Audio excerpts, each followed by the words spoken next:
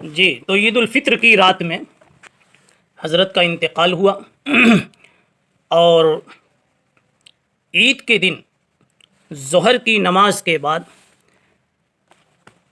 آپ کو وہیں مقام خرتنگ میں سپرد خاک کر دیا گیا، اللہ کے حوالے آپ کے جسم مبارک کو کر دیا گیا۔ اللہ تعالیٰ آپ پر کروڑوں رحمتیں نازل فرماویں۔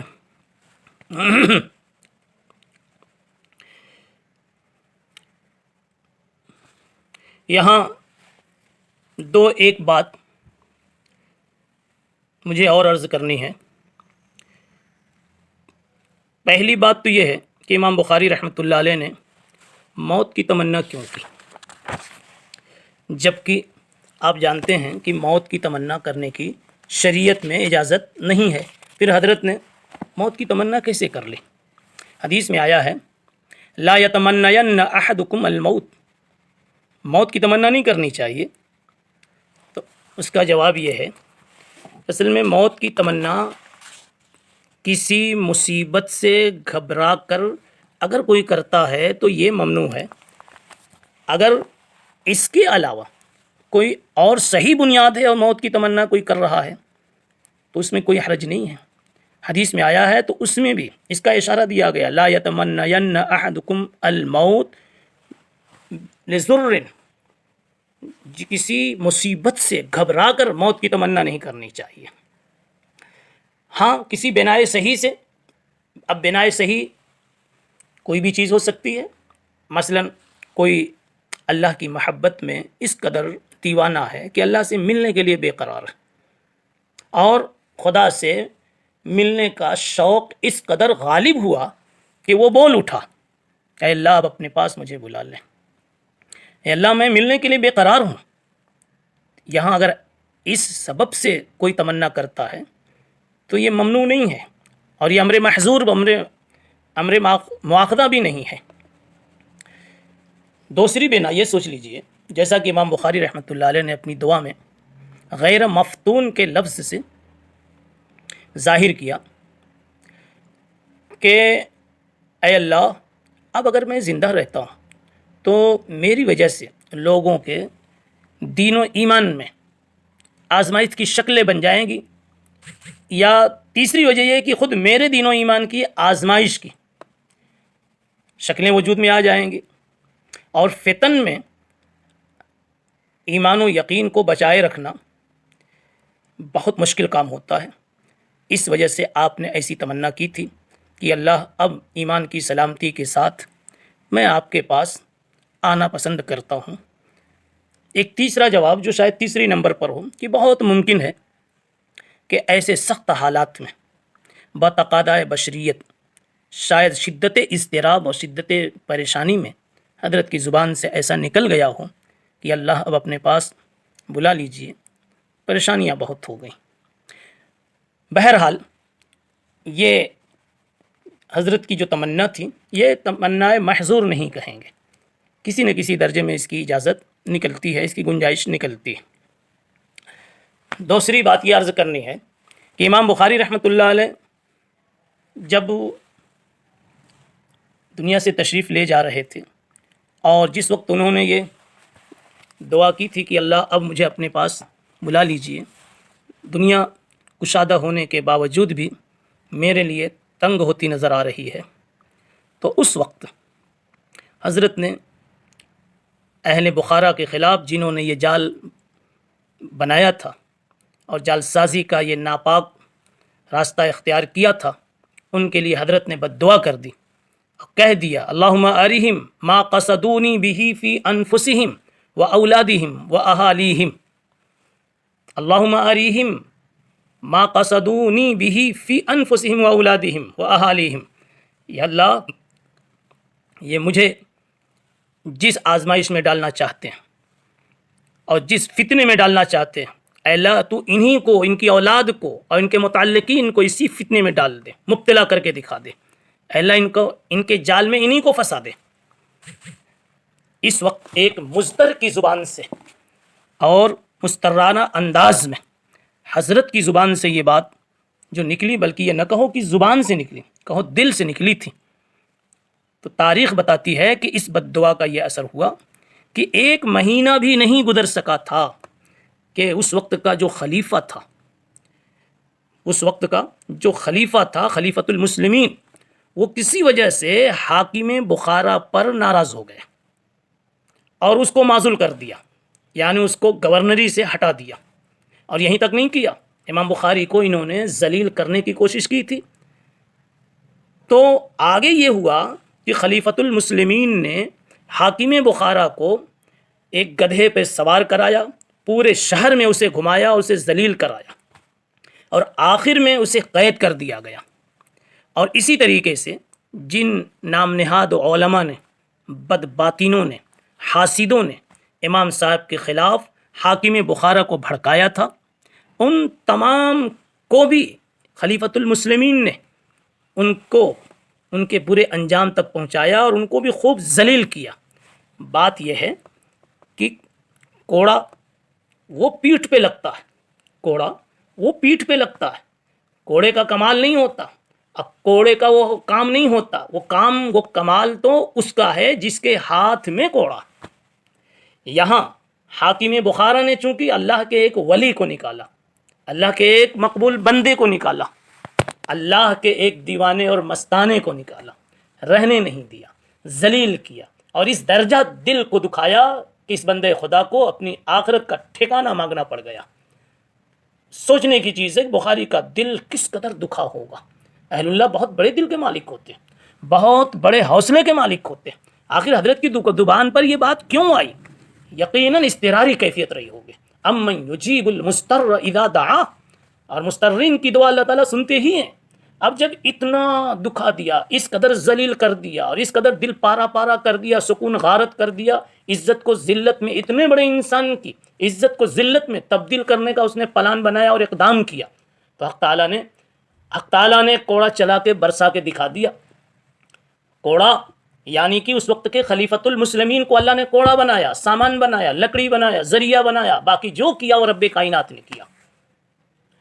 اسی کو حدیث پاک میں فرمایا گیا اور امت کو ڈرایا گیا، دیکھو اللہ کے ولیوں سے لڑو نہیں، اللہ کے ولیوں کو ستاؤ نہیں، اللہ کے ولیوں سے کبھی جنگ مت لو، کبھی ان سے عداوتیں مت کرو۔ من عادى لي وليا فقد آذنته بالحرب، بالکل سچ ہے۔ حدیث پاک میں فرمایا گیا من عادى لي وليا فقد آذنته بالحرب، بخاری شریف کتاب الرقاق باب التواضع میں یہ حدیث آئی ہے، بخاری شریف میں ہے، جو میرے کسی ولی سے جنگ کرتا ہے، عداوت کا معاملہ کرتا ہے، میں اس کے خلاف جنگ شروع کر دیتا ہوں۔ عرض یہ کرنا ہے کہ ان لوگوں نے حضرت کو تو بخارا میں نہیں رہنے دیا اور حضرت کو بخارا سے نکلنے پہ مجبور کر دیا، مگر اس رب نے جس نے اپنی صفت بتائی ہے، کیا صفت بتائی ہے؟ قل اللہم مالک الملک تؤتی الملک من تشاء وتنزع الملک ممن تشاء وتعز من تشاء وتذل من تشاء بیدک الخیر انک علی کل شیء قدیر۔ حق تعالی شانہ نے اپنے مصطفیٰ، اپنے مجتبی، اپنے محبوب، اپنے لاڈلے محمد الرسول اللہ صلی اللہ علیہ وسلم کو بتایا، اپنا تعارف کرایا، میں یہ ہوں، میں ایسا ہوں، کیسا ہوں، دینا بھی میرا کام، لینا بھی میرا کام۔ میں کبھی تخت و تاج کی کرسیوں پر بٹھا کر عزت کے پرچم لہرا دیتا ہوں، اور کبھی کرسیوں سے اتار کر ذلت کی کھائیوں میں گرا دیتا ہوں۔ پیغمبر یہ سبق ہمیشہ یاد رکھنا، پیغمبر یہ میرا تعارف، یہ میری صفت ہمیشہ یاد رکھنا۔ قل یہاں لانے کا یہی مطلب ہے، اللہ تعالیٰ صرف بیان نہیں کر رہا ہے، کہتا ہے پیغمبر یہ دہراتے رہنا، یہ سبق پڑھتے رہنا، یہ استحضار رکھنا، اس لیے کہ آپ کو بھی اے پیغمبر میں نے بہت باکمال بنایا ہے، اور میرے بعد تمہارا ہی نمبر ہے کمال کے اعتبار سے۔ بعدس خدا بزرگ توئی، قصہ مختصر، اس لیے کبھی ایک لمحے کے لیے بھی میری اس صفت سے کوئی کسی قسم کی ذرہ برابر غفلت نہیں ہونی چاہیے۔ قل اللہم مالک الملک تؤتی الملک من تشاء وتنزع الملک ممن تشاء، قل اللہم مالک الملک تؤتی الملک من تشاء وتنزع الملک ممن تشاء وتعز من تشاء وتذل من تشاء بیدک الخیر۔ یہ کہو نا، ساری بلائیاں، ساری اچھائیاں، ساری منفعتیں رب کائنات کے ہاتھ میں ہے، انک علی کل شیء قدیر، ساری ساری قدرت اور سب سے بڑی قدرت، ہمہ جہتی قدرت، دائمی قدرت، یہ سب اللہ ہی کی ہے۔ اللہ کے سوا کسی کے پاس کوئی بھی چیز ہے تو اسی کی عطا کرتا ہے، اور عارضی ہے، جزوی ہے، ہر نقص کے ساتھ ہے۔ اور خدا کے پاس قدرت پورے حسن کے ساتھ، پورے جمال کے ساتھ اور پورے کمال کے ساتھ موجود ہے۔ الغرض امام بخاری جیسے پاکیزہ مقدس انسان کو اہل بخارا نے، وہاں کے بدباطن علماء نے، حاسدوں نے اور حکومت کے وظیفہ خوروں نے رہنے نہیں دیا، اور حکومت کے ذمہ داروں کا ایسا ذہن بنایا کہ حضرت وہاں سے نکل گئے اور بالآخر اللہ کو پیارے ہوئے۔ لیکن یہ بد دعا ان کے حق میں قبول ہو گئی اور ان کو بھی برا انجام دیکھنا پڑ گیا۔ اس لیے کہا جاتا ہے کہ اللہ تعالیٰ پاور دے، عزت دے، چھوٹوں پہ شفقت بڑھا دو، اور یاد رکھو کہ میں کل اس مقام پہ نہیں تھا، آج ہو گیا ہوں، ممکن ہے کل پھر اس مقام پر میں نہ رہوں، مجھے اتار دیا جاوے۔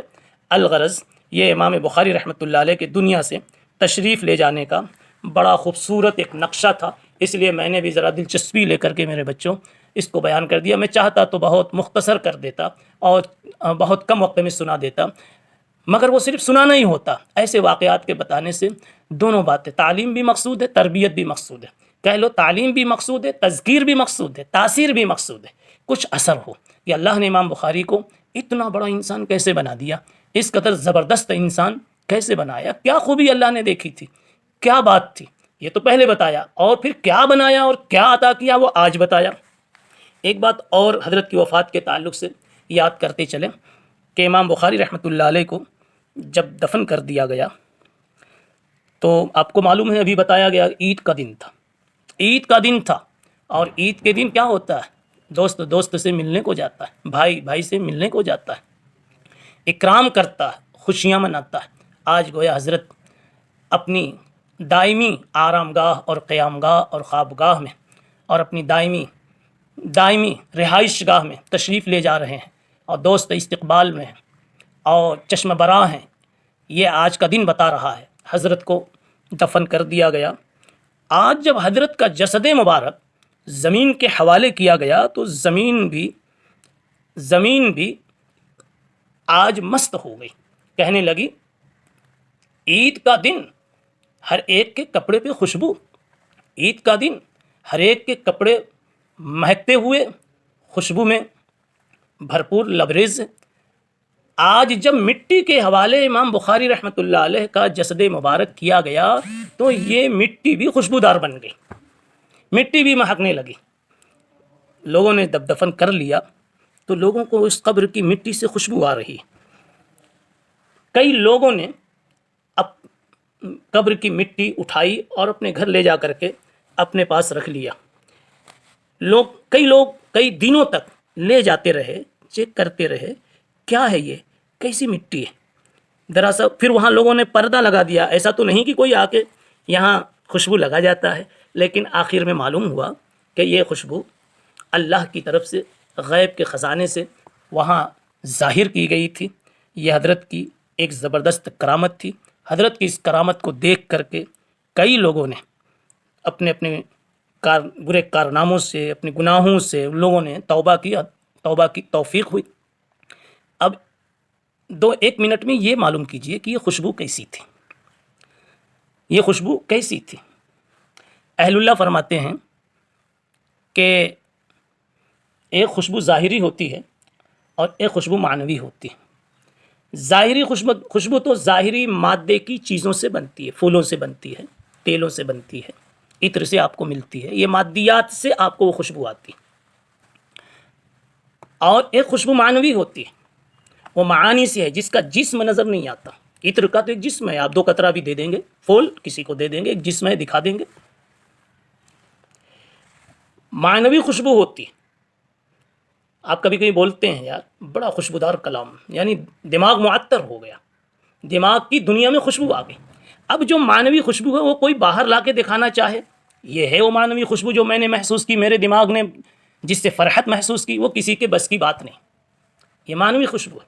اب یہ معنوی خوشبو ایسی نہیں ہوتی جو اس مادی ناک سے محسوس کی جائے، وہ تو دل و دماغ سے محسوس کی جاتی ہے۔ اس لیے کہ مادیات کی جگہ تو اللہ تعالیٰ نے یہ حواس ظاہرہ کو بنایا ہے، لیکن دل دماغ کو اللہ تعالیٰ نے معانی کے لیے بنایا ہے تو معنوی خوشبو کا پتہ دل دماغ کو ہوتا ہے، یہ تو اصول ہے۔ اس لیے کسی اچھے کلام کا پتہ ناک کو کبھی نہیں ہوتا، اچھے کلام کا پتہ تو دل دماغ کو ہی ہوتا ہے، دل دماغ کو ہی ہوتا ہے، اس لیے اس میں جو اچھائی ہے وہ معنوی ہے۔ لیکن کبھی کبھی حق تعالی شانہ ان معنوی چیزوں کو اللہ مادی شکل میں ظاہر کر دیتے ہیں، یعنی اس شے کو نہیں ظاہر کرتے، اس کی برکت کو، اس کے ثمرے کو، اس کے اثر کو ظاہر کر دیتے ہیں۔ تو ایسا ہی ہوا کہ حق تعالی شانہ نے امام بخاری رحمۃ اللہ علیہ کا جسم مبارک جب زمین میں رکھا گیا، قبر میں دفن کر دیا گیا، تو پوری زندگی امام بخاری رحمۃ اللہ علیہ کی جو سنت کے احیاء میں، احادیث کی خدمت میں گزری تھی، اتباع سنت میں گزری تھی، اور شریعت کے پر چل کر گزری تھی، اللہ کے نام پر قربان ہو کر گزری تھی، جب پوری زندگی ایسی صاف ستھری پاکیزہ بے داغ بے گرد و غبار تھی، تو اللہ تعالیٰ نے اس معنوی خوشبو کو اللہ نے آج ظاہر کر دیا۔